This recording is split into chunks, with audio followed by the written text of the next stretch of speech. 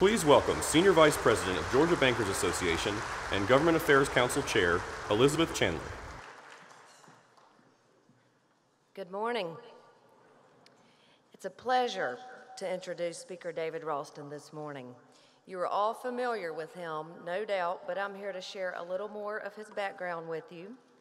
Speaker Ralston was elected in 2002 as the representative from House District 7, which includes Fannin and Gilmer counties and a portion of Dawson County. Prior to that, he served in the Georgia State Senate from 1992 to 1998.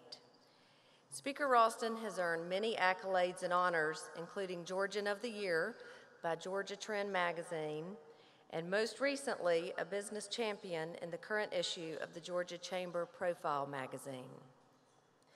He was elected the 73rd Speaker of the House by his colleagues in 2010 and has shown his steady hand of leadership ever since. He serves on the Executive Committee of both the National Speakers Conference and as Vice Chair of the Southern Legislative Conference. The state of Georgia is more than fortunate to have him in his position, and I know you want to give a warm welcome to the Speaker of the Georgia House of Representatives, the Honorable David Ralston.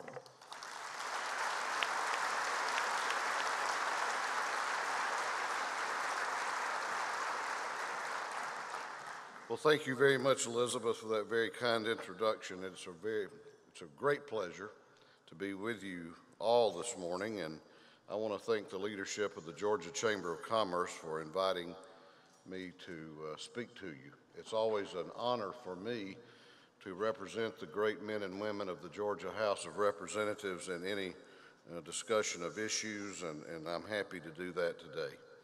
You know, there's a reason that we all gather together as each session of the General Assembly gets underway. As good as the eggs are, the real reason I think that we're all here is that we care deeply about this state and its future.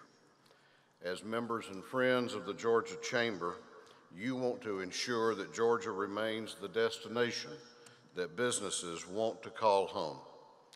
We want businesses to be here because we want good jobs for our citizens.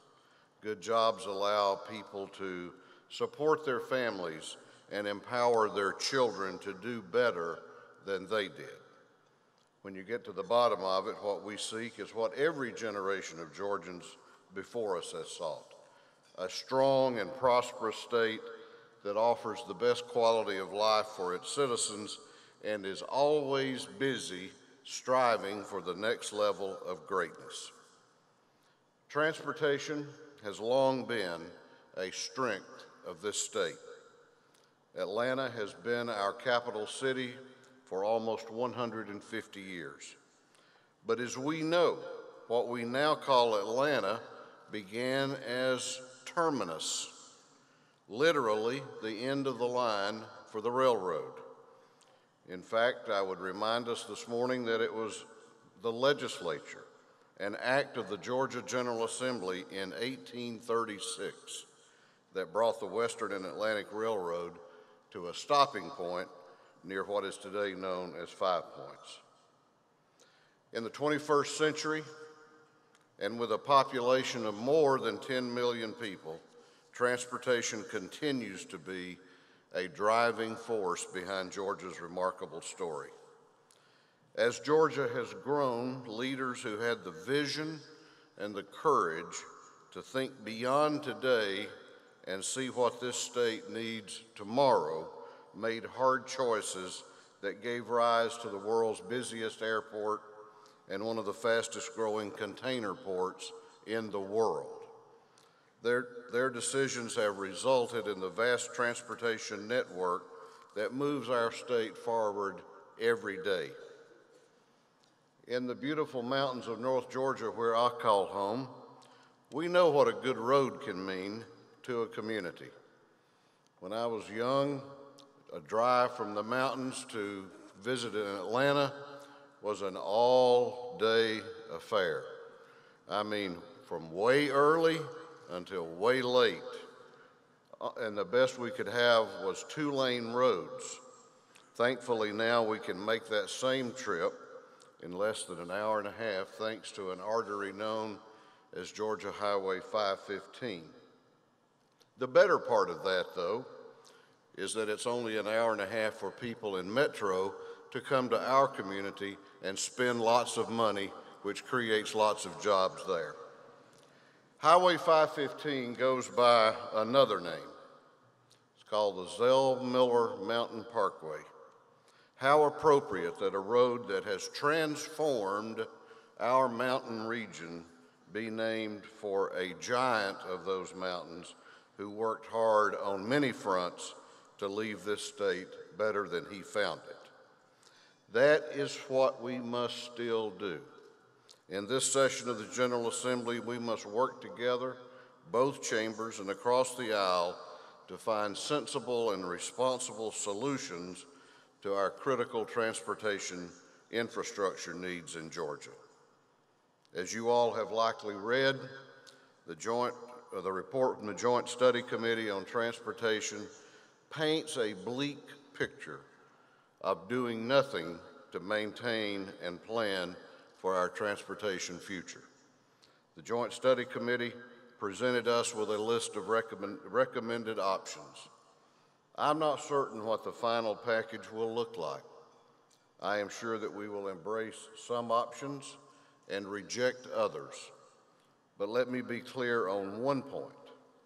Doing nothing is not an option.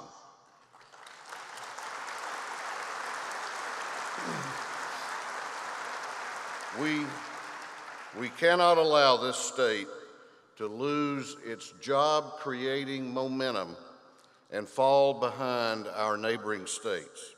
And we cannot allow the safety of our citizens in our transportation system to be put at risk by inaction. We can and we must make progress to ensure that businesses continue to seek out our state. This focus on our jobs' future isn't just about transportation. We all know that it takes more than the ability to get from point A to point B to cultivate and maintain a pro-business environment. That is why we must also continue to strengthen and improve our education system here in Georgia. From preschool to college and every point in between, we have to offer more and better opportunities for our citizens to better themselves. A well-educated population translates into a ready workforce, and every business owner and manager can tell you what it means to have access to that kind of talent. We have added more funding to our public schools in past sessions, and it is my hope and intent that we will do so again this year. The recent recession took a toll on every function of state government, but now we're beginning to see a glimmer of light again, and we must ensure that we not only restore, but we grow the resources that we need for a public school system here in Georgia that is second to none. Beyond the public K through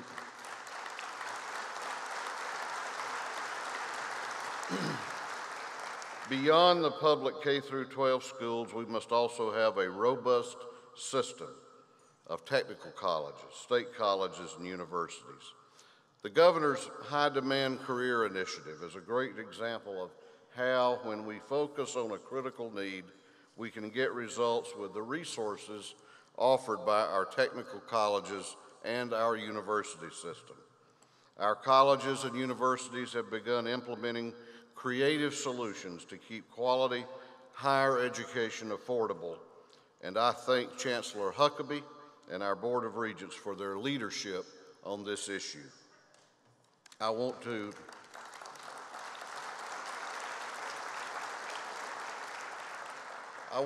close by saying that this is really a time of opportunity for us to work together to look at these issues with a long-term lens. We must be willing to trust one another to find solutions, as Georgians have done for generations, to ensure a better quality of life for our children and for our grandchildren. A fixation on the rhetoric of no won't get us to the next level of greatness in Georgia. Now is not the time.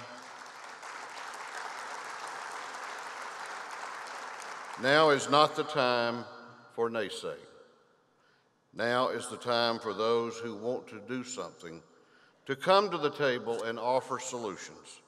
And I look forward to working with my colleagues in the General Assembly, with Governor Deal and with Lieutenant Governor Cagle, to make sure that Georgia's best days are still ahead.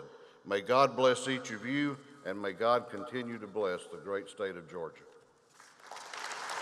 Thank you.